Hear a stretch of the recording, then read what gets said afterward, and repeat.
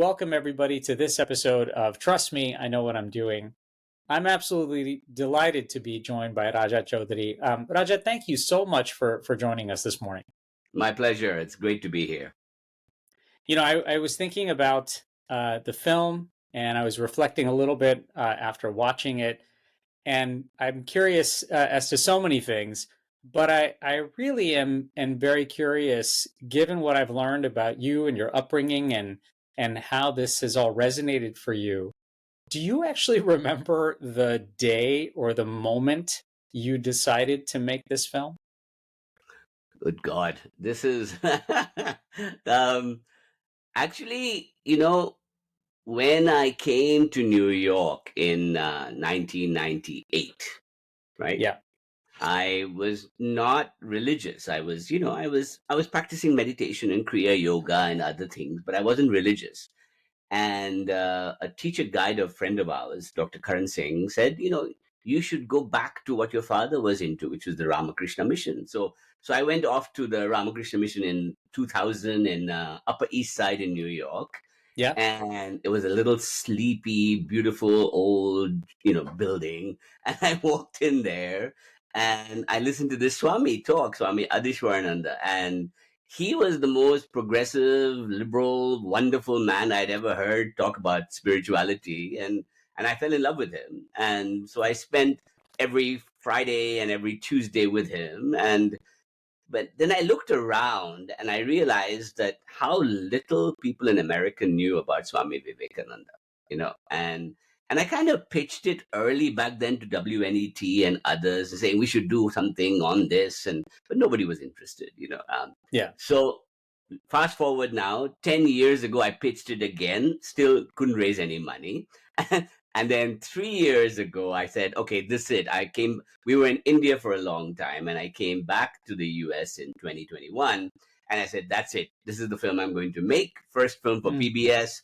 I pitched it to WTTW Chicago, who had said yes before, and they agreed again. And then, boom, that was it. It's like, let's tell the story of the man that brought yoga, Hinduism, Vedanta into the conversation in America. Let's talk about him.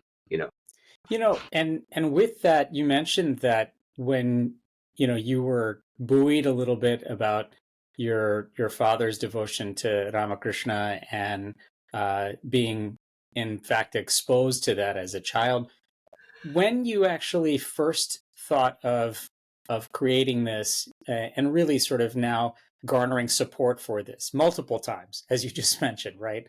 Um, was there actually a tug for you that said, "Look, this is something I've probably had dormant in my head for Mhm. so long, stemming from childhood to now fast forward to so many times trying to revisit this. Was this sort of a fulfillment in a way of some kind of yearning for you?"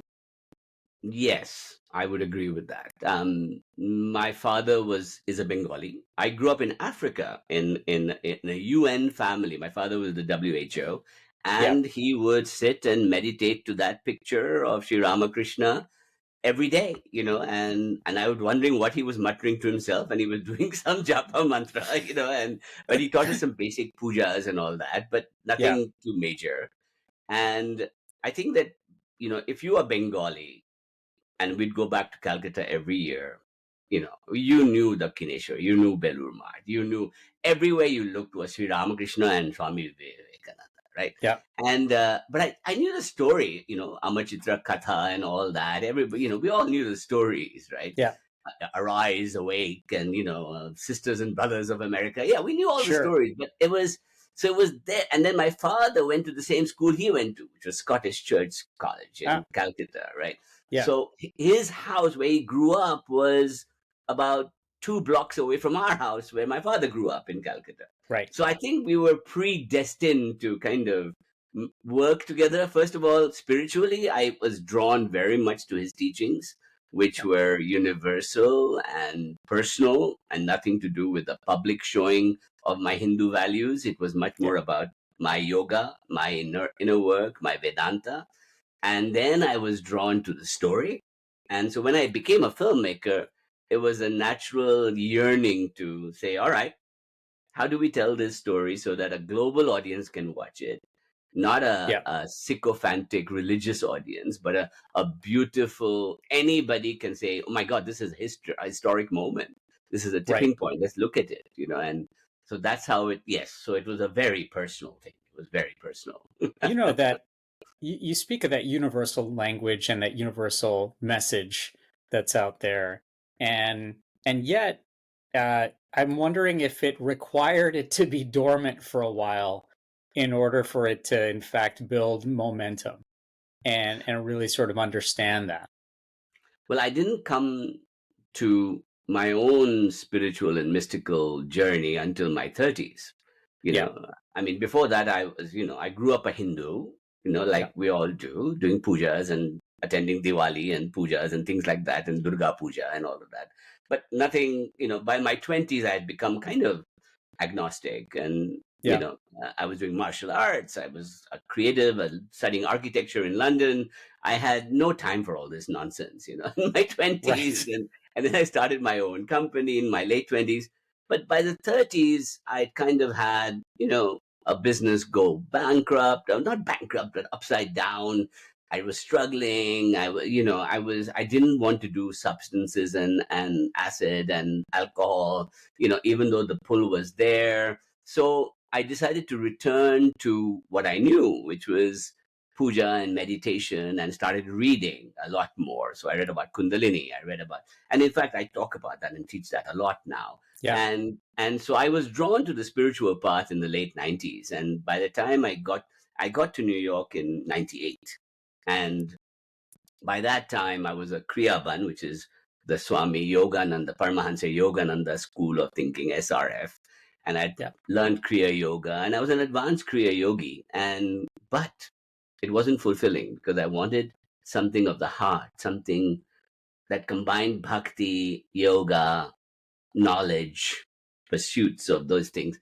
And this was the pull, and Hmm. so for me it was a spiritual, hero's journey of a Joseph Campbell type, where I had to go through the tipping point, I had to fall off the Yeah. edge, I had to meet a teacher, and the teacher introduced me to the mysteries, and then boom, the rest is history, and that's how it happened. When it comes to now matching that story with making a film like this, it's one thing to research and study someone and their teachings and then integrate that into your practice, your daily life, and become, whole, if you will. And it's another to present a film about it, right? So were there particular in thinking about both of those streams, were there particular surprises or aha moments that were critical to including uh, the story arc of the film, or critical to, in fact, developing that story so that it could be shared in a film format? I think that there are two parts to any storytelling like this, right? And one is, the brutal project management of doing something like this. Yes, You got to do the absolutely. research, you got to raise the money, you got to get a production team together. There's it's just so that was the good thing about studying architecture, is that you learn project management. You learn how to build a building. So making a film is much less work than building a building, but you learn how to do all that stuff. So Yeah. I kind of had DNA of that way of working, of a kind of algorithmic kind of checklist manifesto of things that had to be done. Atul Gawande would be proud of me. I had my checklist manifesto. Absolutely. And but on the other side, creativity and storytelling, people think that filmmaking is a creative art. That's about 30% of it, right? The rest of Huh. it is a lot of it. I spent half my time raising money on this, right? Yeah. And the other half was spent writing, researching, thinking, working with many people, planning the interviews. So we have a craft part we call pre-production, which means that, let's say it was 9 years of pre-production to do 1 year of editing and filming Right. in that way, right? And so all stories, when you see them on the screen, or you read them, or you experience them on TV or whatever, have had this backstory to them. They have this Yeah. crafting that goes on, right? And I would suggest to you that if anybody ever wants to go into filmmaking, you have to learn this craft. Hmm. There is no way around it. It's not like you're going to come out of art school and suddenly make a film and get it on Netflix. It's not going to happen like that. Right. It's Right. and the craft is that building. Now the creative process is different. As you Yeah. said, the arc is the critical thing. Is that what is the journey you are taking the audience on, Hmm. right? So you're giving them a premise. You're taking them on a roller coaster ride through history, right? And you're kind of, yes, we used a Ken Burns style of narration and things like that, and we used an actor to play Vivekananda. But Yeah. I guess that we were looking for a beginning, a middle, and an end, a three-part structure, right?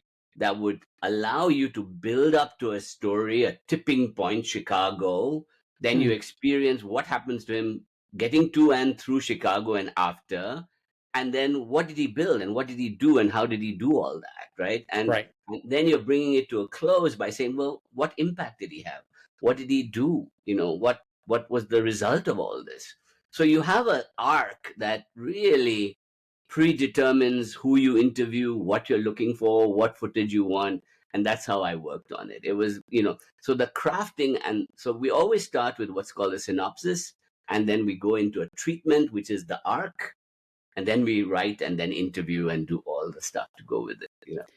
And this was not your first rodeo, right? So I mean, you've made films before, but I guess the were there particular surprises that came about from this that you were maybe not expecting, so to speak, even given the architecture of what a film might look like and how to develop a synopsis, how to develop a Uh, denouement, trying to sure. Yeah. get the hook. But were there particular surprises that were maybe not so much expected by you? It's I think there were two main beautiful surprises. One is we worked with a great actor called, a New York actor called Samrat Chakrabarti. He's a Bengali as Yeah, well, and he kind of looks like Devanand meets, Devanand meets Swami Vivekananda. He looks like that, right? yeah, He's got that look, and sure. he's a classic actor. Lives the lifestyle, bohemian. The whole thing. And I saw this man transform into Swami Vivekananda and start channeling him. That was Mm, remarkable. So just by reading his words, he was educating himself in the philosophy, even though yeah, he may have grown up with it. So just by hearing and practicing and speaking, I saw this man change into a mystic in front of my eyes, right? That was sure. amazing. You know, the other was that we didn't want to film a period drama, right? Right. So we treated it like we were interviewing Vivekananda in a black background. We were doing his speeches in a black background. But then when we decided to put him in the city, we put him into modern New York, but dressed as Swami Vivekananda, right? Yeah, And that was an experience because, I mean, first of all, New York City, there are enough weird people out there, so nobody minds a crazy guy dressed in an orange turban and a yeah. walking around. But the Not funny not part, right. Not really a stretch to film that. no, no. Yeah, Even the cops were saying, "Hey, how you doing?" right, right. But the best part was that people were coming up to him like they'd come up to the Dalai Lama and start bowing to him and asking for blessings and things like that. And Yeah. he really took to it. He was blessing everybody. Which I think is such a nice way to integrate into the current sort of ongoings of any contemporary city, right? Like it's kind of a nice inlay. The beauty is that preaching universalism or pluralism in a city like New York is easy Yeah, because it's such a melting pot, so much madness going on, right? yeah, Now, but you take that to a smaller town, right? Midwest, like he did. He went out yeah, touring, right? You take it to the Midwest, and you're kind of dealing with prejudice, you're dealing with ignorance, you're dealing with mythology, you're dealing Yeah. with all this kind of stuff. So Right.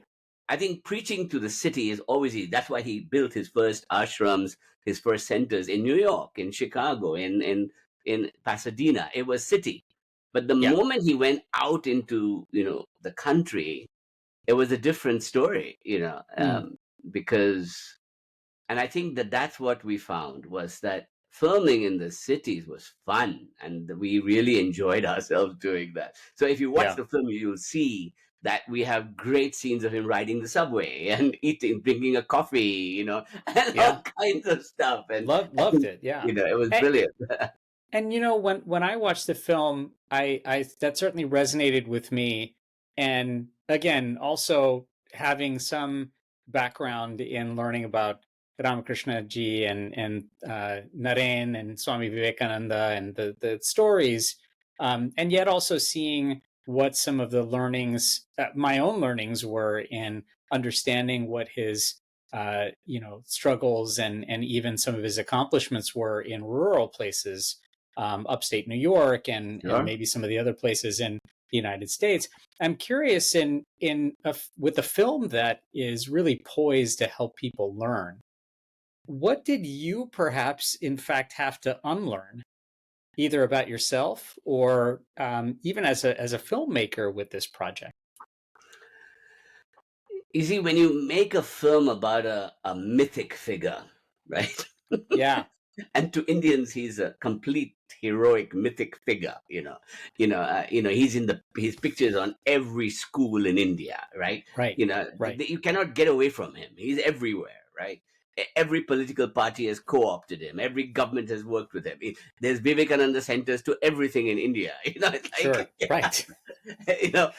So when you have a mythological figure like this, if you're going to portray him as a human being, as a man, right, with nuances and subtleties and issues and naiveties and Complexities.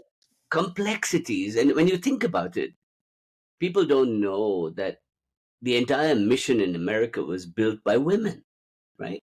Yeah. It was women that supported him when he came to America, and those very women also helped finance the Ramakrishna mission in India.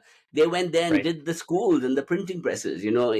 He believed in women's education. He really, because he grew up a Brahmo Samaj, so he was always keen on that. But until he came Yeah. to America, he didn't realize how important it was to run civic society with women. Yeah. And they could run everything, and he wanted that for India. So he wanted that. Yeah.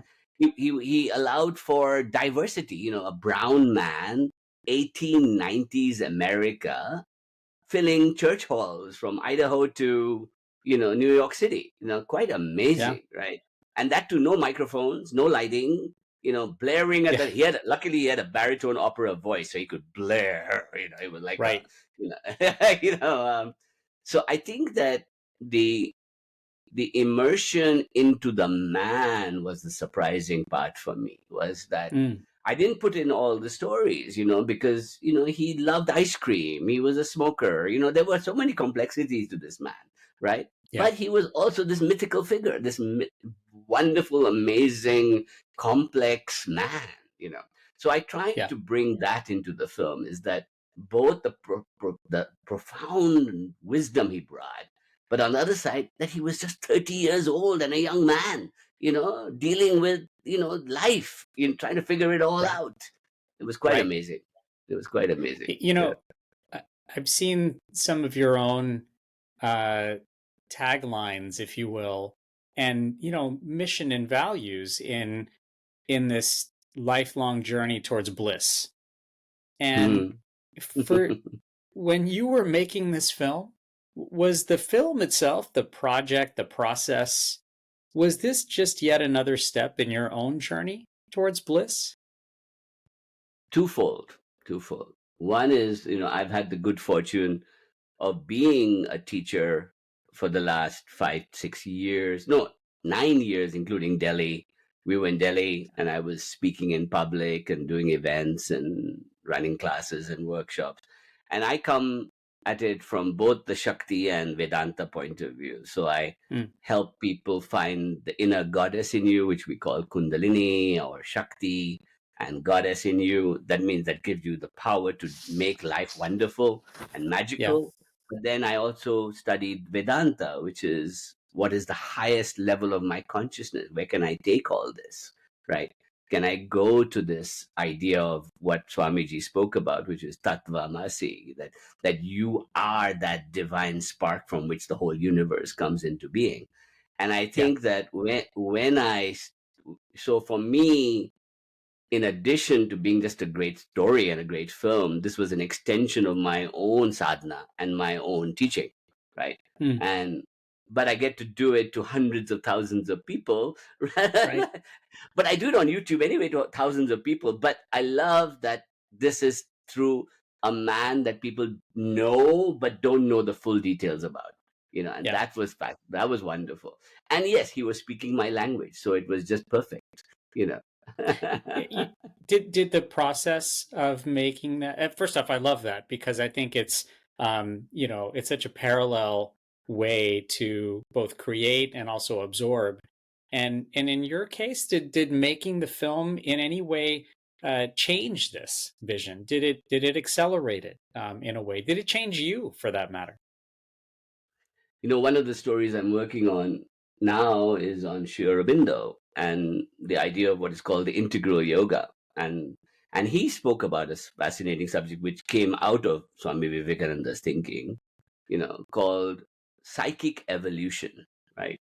Mm. That we are all not just biologically evolving into this neocortex filled animal that's trying to figure out identity and consciousness and self identity and all these things, right? We are also seem to be evolving towards some vast mind of a kind of Spinozan god of the universe, this idea Yeah. of panpsychism, this idea of a universal God, a God of consciousness, of everything being conscious, right? And which is in Vedanta we call it Brahman, or we call it the Jiva Atma in you, or the Brahman out there. And I think Yeah.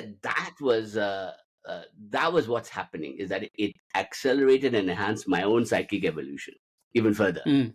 So, and hopefully it'll take everybody along with me, along with it, and the next one will do that, and the next one will do that. So that's what I'm Yeah. after. you know Yeah. Psychic Sort of evolution, a rather than, because it's one thing to have, we admire all these saints who go into nirvikalpa samadhi and you know yeah. become amazing. But the guys who really do psychic evolution are the guys we should be admiring. People Mm. who help the world while build and still liberating themselves at the same time. Yeah. So Yeah. what Vivekananda was saying, which I agree with and which I learned from doing this, is that you got to be a karma yogin, you got to be a raja yogin, you got to be a gyan yogin, and you got to be a bhakti yogin all in one. And then Yeah. you can figure it out. You don't have to do one only. That's not Yeah. needed. They can work with multiplicity, and you don't have to do things just simply in serial. Um, when And when we think, he said something. He said something very important. He said that a Hindu doesn't have to become a Muslim, or a Muslim a Hindu, or a yeah, Christian a Hindu. Anyone can do these yogas, and yeah, anyone can discover this source wisdom behind everything.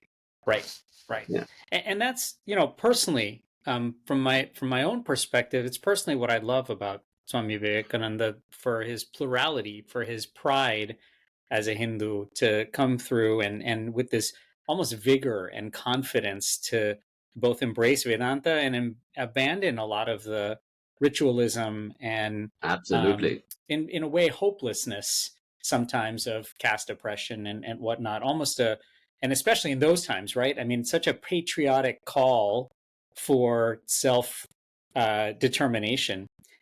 Yes, When you were, self yeah, actualization. I mean, one thing I will say is that there are some amazing things he said when he went back to India, right? Which yeah, still apply today. He went to Indians and he didn't blame the British, he didn't blame the Muslims, he didn't blame anybody. He says, "You have become weak. You are slaves." You know. yeah, So what? Get up, play football, build your biceps. before you do Vedanta. There's a famous quote where he said, that play football before you learn the Bhagavad Gita. Right, And right. I mean, that people have always misquoted that, but the real meaning was that vigor, be alive, be a Yeah. lion roaring. His famous quote was, "Arise, awake," from the Vedanta, which is Upanishad, which is "Arise, awake, and stop not till the goal is reached." So me, that was perfect for me because I come from martial arts. I'm a squash player. I play sports, and Yeah. I'm 60 years old and I'm still actively doing sports, right? And I I love and it, I and that's what I love. and I appreciate that so much. I mean, given that backdrop and given this idea of self-actualization, self-determination, was there an intentionality particularly to showcase the American experience of Swamiji and the Americanism that he brought back when he went back to India to sort of, have that spirit of arousal and that spirit of really self awakening. What was the Mm. Americanism here? Was that really an intentional punctuation mark on the story you wanted to tell? When I started working on this many years ago, and then I spoke to PBS about it, the WTTW, the my determination was to be the kind of Ken Burns of the Indian American story, right? Yeah, Which is that, we have a great diasporic story. We have a great story, right? We are 2.5 million Indian Americans here.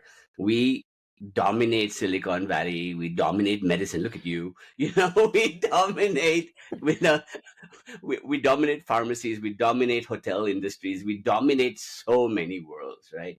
And yet we're sure. a tiny little, ethnic minority that's been coming in spurts through the years, right? But on the other side, we can also be very superstitious, very xenophobic, very kind of insular, right?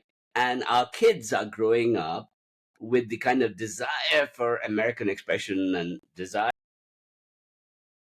sure where to play, right? Yeah, So my big thing about making this film was to show that we can build these bridges between India and America today and tell yeah. Indian American stories from the diaspora's point of view. So I would love to do films on food and culture, and I don't want to do a spelling bee to show all the Indian kids that dominate the spelling bee, but that's also a Right. story, right? But Yeah, positive yeah, stories that motivate us to think about what does it mean to not be, I looked at the history of the Indian American experience here. And if you grew up in the 80s, most Indian kids were embarrassed to be Indian, right? yeah, Here. You were being bullied and teased for curry breath and curry jokes, and Indiana Jones was making fun of Indians everywhere. It was like terrible. And then yeah, when you get to Harold and Kumar, and they just don't care about being Korean or Indian anymore. They just want to have a yeah, burger. It's yeah, like the best burger possible, right? Now you come to it, and I think the next generation, the Gen Zs now, are really into identity, into being Indian. What does it mean, right? And we as parents are more enlightened now, so we are very proud of both in a way. And yeah. I'm sure you are the same. And I think that's the next storytelling. We need to encourage those storytellers to come Well, into and being. and there's so many tentacles back in anywhere, both in the diaspora or in the homeland, so to speak, where this story is. I think the resonating power is not only for self uh, awakening and even arousal here in the States, given what that Indian American experience was for Swamiji, but of what All impact, of like us. you mentioned, that it had in India, and that continues to go on, and why it's so relevant and so important, So, so, so I today. just wanted to add. Can I add one thing here, which is that Please, yeah, one of the things we found was that we can actually trace the beginning of the NGO movements and the American style foundations and charitable organizations to the Ramakrishna mission, right? right, right, So he took back to India not a monastic order that just did puja and meditation, but that served the poor, that built schools, that built organization. and it was the first non-profit foundation in India of that kind, Yeah. you know. Yeah. And Yeah. so every NGO that followed can trace their DNA legacy to the American ideas and money brought by Swami Vivekananda to India in the 1890s, you know. So that's Yeah. also a No. remarkable story that we haven't told properly, you know. Yeah.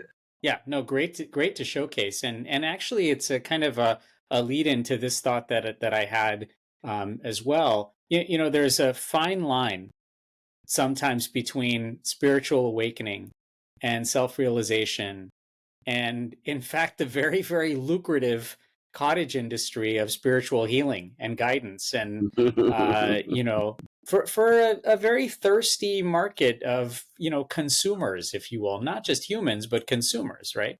So, I just from your own experiences and making this film and some of the things that you do as well, why do you think Americans trusted Swami Vivekananda in the late 1800s? And why should they be compelled to watch a story like this today? Well, that's another arc altogether, you know. If you think about it, you know, let's look at it. 1845, Emerson and Thoreau discover the Bhagavad Gita, right? And this is pre-suffragette, pre-women's liberation, pre-LGBTQ, pre anything allowed to be, right? Right. The only place that people of that creative bent, women, LGBTQ, could go was spirituality, right? At that Yeah. time, right? So you could go into Christian Science, you could go into spiritualism, you could go into transcendentalism, Unitarianism. In fact, today the most welcoming church in America is the Unitarian Church, because you can have gay marriages there, you can have everything there. It's wonderful. Yeah. And they started back then. They were the, and so they were the ones that welcomed him first after the Chicago Parliament in a Mm. big way, Hmm. right? So that was what you could call in America the birth of the spiritual but not religious movement, right? Yeah. Which today, now, the current Pew Research shows that 30% of young Americans below 35 do not align themselves to any religion. They're Yeah. spiritual but not religious. We call them the unaffiliated now, right? In fact, I'm working on a Right. film on that right now with PBS, right? On the Yeah. unaffiliated. And Indian wisdom played such a major role in that, right? Yeah. Because we brought yoga, we brought bhakti, we brought, karma, we brought all these things into the language that weren't there before, right? And today, you know, you could say that yoga practice, sadhana, meditation, hatha yoga, all these things is the third biggest congregation in America. Catholics, Mm. Protestants, and then us. You know, it's like yogis. Yeah. So it's fascinating that you could be a Jewish heritage or a Catholic and come to yoga, and do it, and I Yeah. think that's the impact that we have had in what Indians love to call soft power. This Mm. idea of percolating into every aspect of American life has Yeah. happened.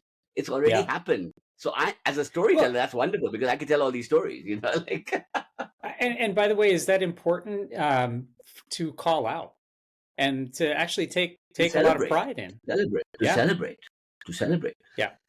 Mainly because, as you and I both know, when Indians diasporas settle down anywhere, the first stage is we go through an ultra conservative stage where we kind of try and protect everything we thought of as valuable as Indian in a kind of, oh my God, this is sacred, and we end up falling behind even where India has gone. We've kind of, Mm. completely, we're more Yeah. conservative than the Indians are, like it's really bizarre. But the second part, the next generation then begins to embrace the multi pluralism of this whole beautiful thing, right? Yeah. And that the third generation grows up in a world where being Indian, being yogi, being cool is cool. Everybody's fine with it, and Yeah. I think that that's where we are now, and that's wonderful, and there's the least Lots of full racism. circles there, right? Oh my God. And just imagine, so he comes in 1893, triggers that revolution, and we're benefiting from it now. So, and Yeah. we can Yeah. celebrate it, you know. I think about that, and I heard a TED talk that you gave where you talk about a lot of this, right? And really the all the signals of that soft power, if you will. You know, whether it's that the concept of tattvamasi, of karma yoga, of yoga in general, of conscious evolution and satchitananda, or bliss, all being these pillars of Indian wisdom, right? Are therefore, whether we label them as these pillars or not, is therefore Indian wisdom and Hindu wisdom essentially the same thing? But if you live in India, and I spent 14 years in India. At the end, this last 14 years of my life, I was in India before I came back in 21. And Yeah, because I raised my daughter there, we had our daughter there. She went to an American school in Delhi, but we grew up India. It was like a yeah, weird schizophrenia we were enjoying in Delhi, that kind of thing. But right, but what it was that India doesn't think about its identity in that way, right? you know Day-to-day life of Indians is not waking up in the morning and saying, I'm a Hindu, I'm doing this now. This is Hindu, this is, sure, yeah, so the average Indian lives philosophically without even knowing that they're doing it, right? mm, Whether they're Buddhist, Hindu, Muslim, we're all enjoying dharma in our own ways. Even the agnostics and atheists are enjoying it in the same way, right? right, There's a kind of yeah, there's a dharma to it, a kind of universal law to it, right? That we yeah, abide by and follow. And I think that that's what we are doing here.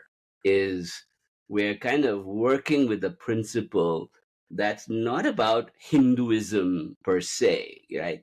Because you wouldn't have a Hindu unless the British decided to call us Hindus in that way, right? sure. You know, you know, Well, you, Sanatan you Dharma, whatever, right? Sanatan Uh, Dharma, even that was Shankaracharya, and the the beauty of Sanatan Dharma, even that, forget that, the universal law, right? Forget sure, that one even. You could have been a tantric, a sankhya, a gnostic. You could have been agnostic. You could have been atheist, and still be considered part of the Indian philosophical wisdom, absolutely, right? There yeah, was no, Buddha and the Brahmins all sat side by side and preached and sold in the yeah. marketplace of Benares. They were selling quite happily, right? And Well, and and no, I was just going to say with that, in certainly in Swamiji's time, right? Uh, as he was trying to kind of, as you said, independent of the labels here, but just of the pillars that are there, um, there was an element of patriotism to this, right? I mean, this is my land. This absolutely. is Hmm. right. This is where I belong, and making sure that, in fact, those principles and those pillars of self-actualization are so important also to your own, not just personal pride but your civic pride as well. And um, Absolutely. in a way, was that therefore whatever you call this wisdom, is that what's perhaps needed for people to kind of gain that self-determination and that self-actualization, um, or does it require that you have to call it something? I think that in Indian in Hindu philosophy, we say that we're stuck in the maya of nama rupa, which means we give everything name and form. If it doesn't have a name and form, we don't know how to attach ourselves to it or identify with it. You know. Yeah, Now, the highest degree of Vedanta or philosophy is dissolution of name and form into the pure consciousness of the universe, right? Now, mm, that, let's say that's our highest watermark, right? That's where we all want to swim. We can't swim there, but we want to swim right. there, right? Yeah, At the lowest thing is your local goddess worship in a forest or whatever you're doing. That is right. the same, just two different ends of the spectrum, right? Yeah, In between, you can have 5 times a day nawaz of the Muslims, or you can have Buddha mindfulness and vipassana. You can have all the spectrums in between, right? From yeah, pure total consciousness to this rock is worship. I worship this rock right now, right? Yeah. And we can do the whole thing. That isn't that wonderful that you can do that in India. Yeah. And Yeah. I know I used to go every year to visit my parents in Calcutta, and they live outside in Kalyani. And there was a Yeah. tree in this park nearby, and somebody had done a puja and put a rock there. Right? It was just a rock, right? Yeah. I watched it over 10 years become a temple, right? Yeah. To this- Right. I mean, it's the and same as the suddenly, Rock Memorial, right? In Kanyakumari. and Literally. now it is a sacred place, and people go Yeah. there to visit. Yeah. In just Yeah. 10 years, 15 years, it's too much. That's why you have to love India, that we combine the rational and the irrational in the most profound and beautiful way in the world. And that's the beauty of India. Now, one thing you said earlier is very important. He was a patriot, he wasn't a nationalist, right? Yeah.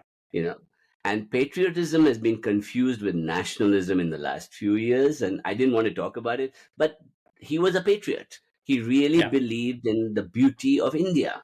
He really Yeah. believed that little triangle of geography gives the world the most beautiful ideas possible.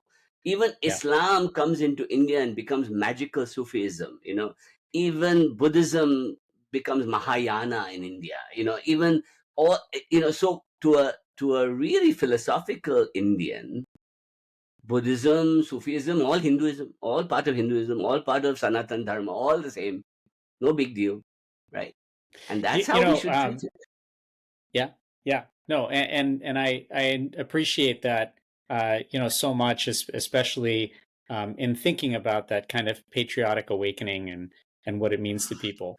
Let me get you out of here on this. With even Quantum Indians and now America's First Guru, That's the they're one that both won me the National Film Award. That won me the National Film yes, Award, the yes, I Quantum know. Indian. Yes, yes. Congrats on that, and hopefully many awards to come for this presentation as well. But with both of those, right? Quantum Indians, America's First Guru, they're both inspiring and they're both educational. And so, what do you hope is also empowering now about this film, especially for those who might be learning about Swami Vivekananda for the very first time? Hmm. Before I answer that with Vivekananda, let's go back to Quantum Indians for a second. Sure. When I did it, I did the film on Raman, Bose, and Saha, right? And now that film is shown at majority of science universities every year as a kind of on National Science Day. It's kind of shown, right? Yeah. And hundreds of thousands of people have seen it. It has been used to return India to basic research science as a kind of one of the tools, right? You know, so from an activist point of view, it was unintentional on my part. I thought I was telling a good story about three great scientists who Yeah. did amazing work with no money in India, and look what they did, and they did, right? And now it's become a kind of clarion call for funding research, funding good Yeah. science, and so the consequences of a good story have many ripples, and you can't plan them all, right? Right. So the main thing we're doing with America's First Guru, and I'm traveling around the country doing it now. I'm doing it at Harvard. I'm doing it at Asia Society on the 17th of June. I did it at Princeton. I'm doing it at Stanford soon. I'll be doing it Yeah. everywhere. Is I'm taking this on the road to have a conversation like we are having, you know and if that leads to young people, to older people with dogmatic ideas, to people with fixed ideas, having a conversation, one of the things that Swami Vivekananda said was that I don't want you to be tolerant. I want you to accept all, we Indians accept all teachings, all religions as true, right? Mhm. So acceptance is different because tolerance says, I am superior to you, but I'll embrace allow you to do what you're doing, right?